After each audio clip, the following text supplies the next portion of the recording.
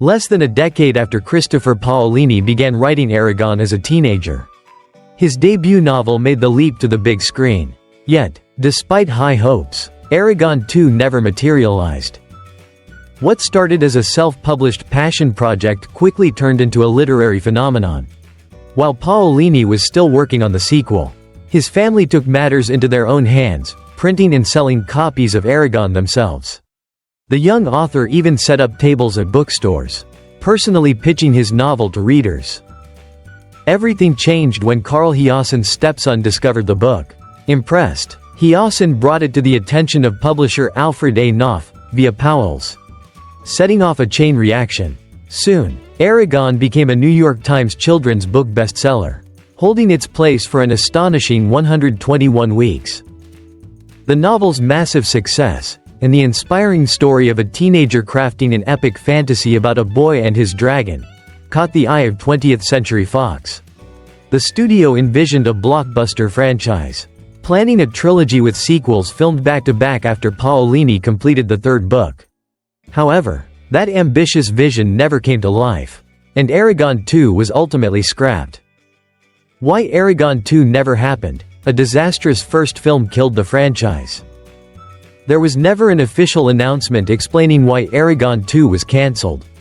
But the reason is obvious: the first movie was a critical and commercial disappointment. The backlash from fans, critics, and general audiences made it clear that continuing the franchise would be a major risk.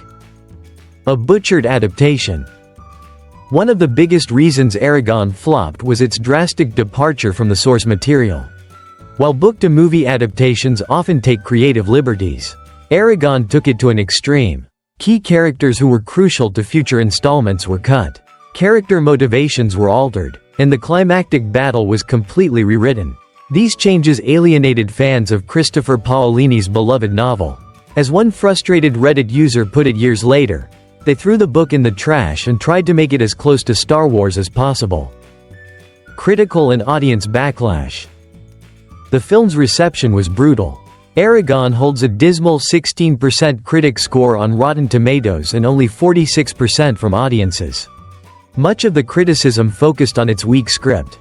The Seattle Times called it lifeless, while The Hollywood Reporter slammed it for lacking texture or depth. Fans of the novel also felt let down by the uninspired world building, which failed to capture the grandeur of Alagaësia. A box office flop. Without the support of dedicated book fans, Eragon struggled at the box office. Unlike franchises like Harry Potter, which benefited from repeat viewings by loyal fans, Eragon lacked staying power. The film saw a massive 70% drop in ticket sales from its opening weekend to the next, a death sentence for any would-be blockbuster. Produced on an estimated $100 million budget, Eragon grossed just $75 million domestically.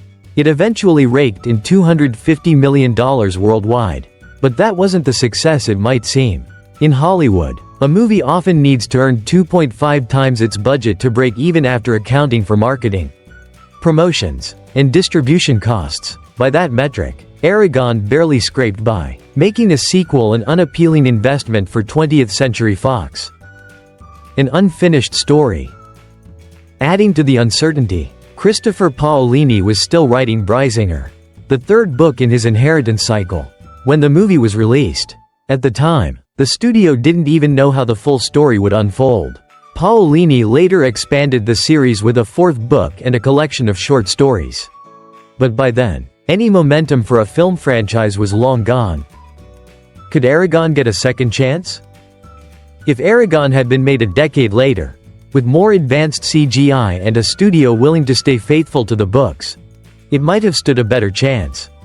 With Hollywood's current obsession with reboots and streaming adaptations, there's always a possibility of a fresh start. Until then, Eragon remains a cautionary tale of how not to adapt a beloved book series. What Eragon 2 could have been about.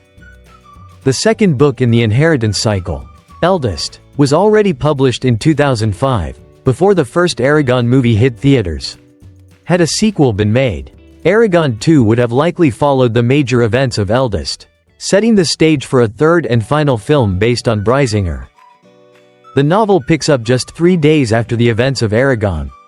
But given the drastic changes made in the first movie, the film adaptation might have adjusted the timeline for a smoother transition. However, the core of the story would have remained, Eragon continuing his training as a dragon rider.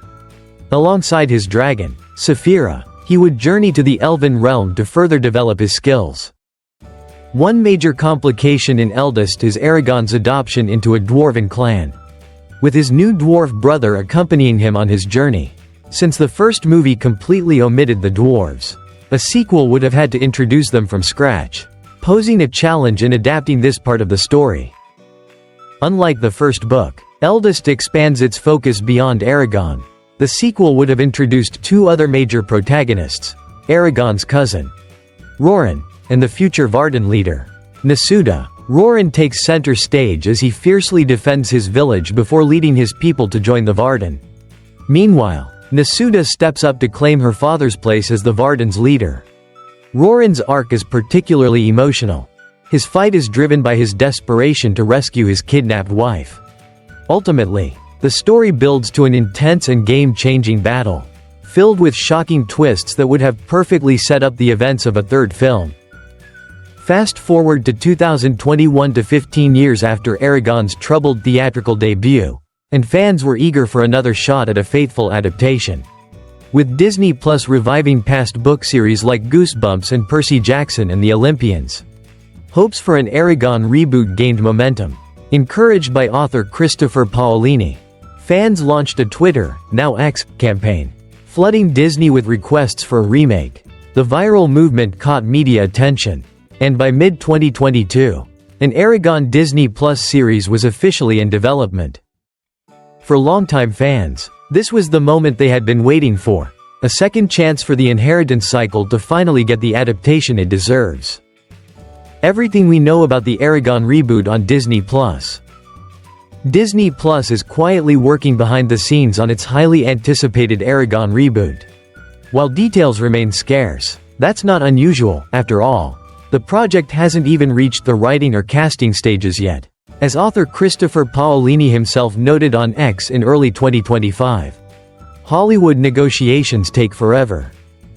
What we do know, however, is that Paolini will play a significant role in shaping the series. Given the success Disney Plus found by involving author Rick Riordan in the Percy Jackson and the Olympians adaptation, it makes perfect sense to bring the original Eragon creator on board. Not only will Paolini be part of the creative process, but he's also contributing as a writer.